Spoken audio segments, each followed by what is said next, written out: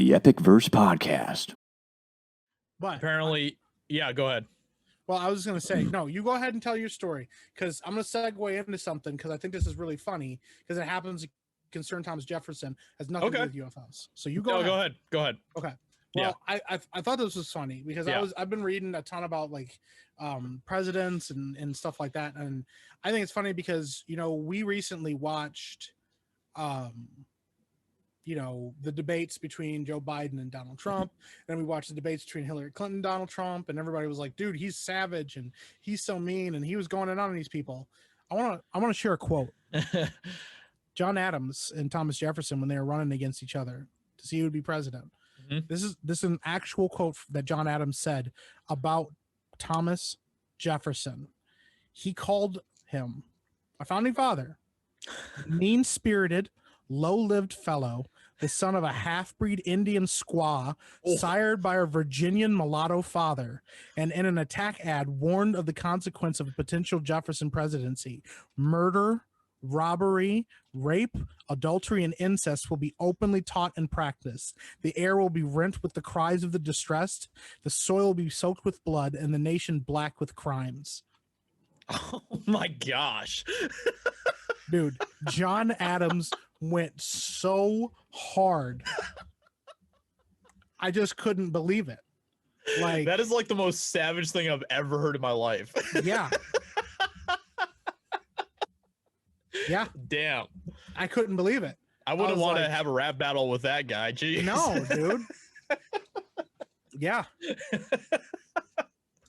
That is insane. Holy cow. I could not believe that. And apparently, and I learned this a little bit in it was talked about a little bit in the Hamilton musical, but apparently Alexander Hamilton hated John Adams and also trashed him. There's all kinds of reports of that too. Back in the day, that some of these guys, we thought that we were savage, but some of these guys, one guy used to accuse another one of his running mate or one of his his opponents having sex with farm animals. That was apparently a thing because wow. He just knew that they'd have to sit there and talk about it and address it, because if they didn't, he'd be like, see, he didn't deny it, and here we are, we're like, wow, these guys are going in on each other. And that, dude, I've never read anybody go that hard on anybody else. Holy cow. What do you even say after that? You're just done. Yeah. You're just like, wow, that's mean. No, thank you, sir. I say. Yeah. Well. Yeah.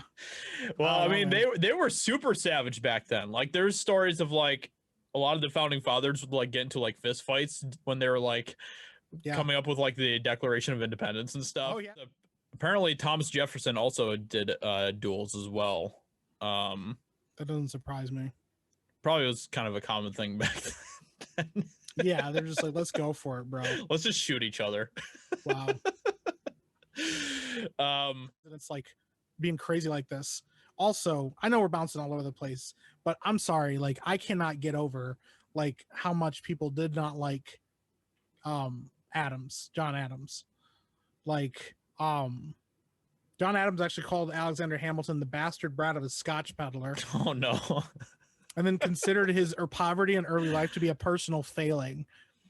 And then in 1800, Alexander Hamilton wrote and published a pamphlet just before the election talking about John Adams and why he shouldn't get a second term. So the extreme egotism of the temper, which could blind a man to considerations so obvious as those that had recommended the course pursued, cannot be enforced by my comment.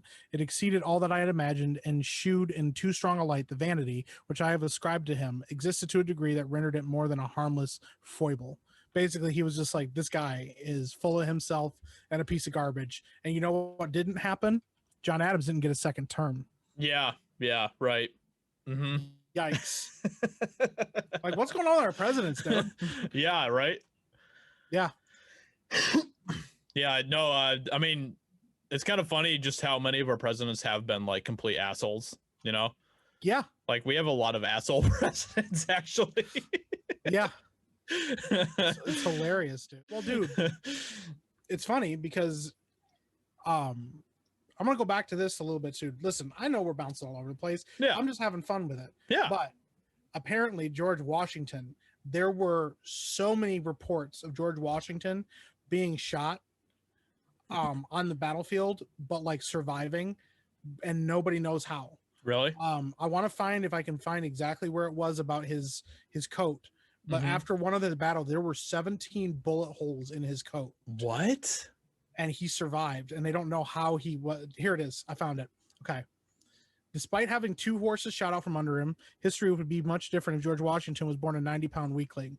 As it was, he was an abnormally large man, especially for American colonies, at 6'2", weighing more than 200 pounds, which is huge for back then. Yeah. He was literally a giant of a man. Yep. Yeah. Which is funny because actually King George at the time, I think it was King George. Yeah. Was like 6'5". So like he actually like respected George Washington because he was like physically massive, and he's like, Yeah. oh, they got like a big dude like that. I can respect that. But yeah, apparently he had like a ton of like diseases and ailments, which is why he only did 2 terms in office, because he knew he wasn't going to survive a third, and he didn't want to set the precedent that you die in office. So he just was like, nope, I'm just gonna like retire, which is still amazing. Yeah. But yeah, in one battle, that was the same battle, he had 2 horses shot out from under him, and they found 4 musket ball holes in his coat, and he was fine. Jeez. He had dysentery the entire French and Indian War, and he survived, which back then you would die all the time. And then where is it? I'm trying to find. Yeah, he one time rode his horse at like a bunch of enemies at like, and had like British from like 30 yards away shooting at him, and they all missed him. Wow. Like, yeah. That's insane. Dude. Yeah, there's a ton of like he had a ton of stuff. Apparently he had 6. Wow. Okay. This guy at the time, and I don't know how he survived all this, he had tuberculosis, dysentery, pneumonia, malaria, smallpox, and diphtheria. Wow. He had all of them and survived. He also knew how to inoculate his army against smallpox, claiming the British tried to use it early as a form of biological warfare. Yeah. Isn't that nuts? Yeah. But yeah, apparently in one of his battles, and I can't find where it was exactly, he had like 17 bullet holes in his coat after the battle, and they have no idea how he survived because he didn't have a scratch on him. That's just wow. I mean, that's just like, I don't know. Yeah. Like divine intervention. Or something, basically. dude. What are you doing? Like somebody's like, this guy's got to be president. Like, you know, exactly. Because apparently some of these other guys weren't supposed to be president. They're just like, bang, and he's like, oh no, you know. Is it bad that like we just talked about how great Abraham Lincoln was, but then we cringe at any president that gets shot and doesn't survive? Yeah, right. What does this world come to that we're like, wow, dude, you got shot and didn't survive? Because like we watched the president get shot in the chest, be like, this ain't nothing, and then shoot another man dead in the street.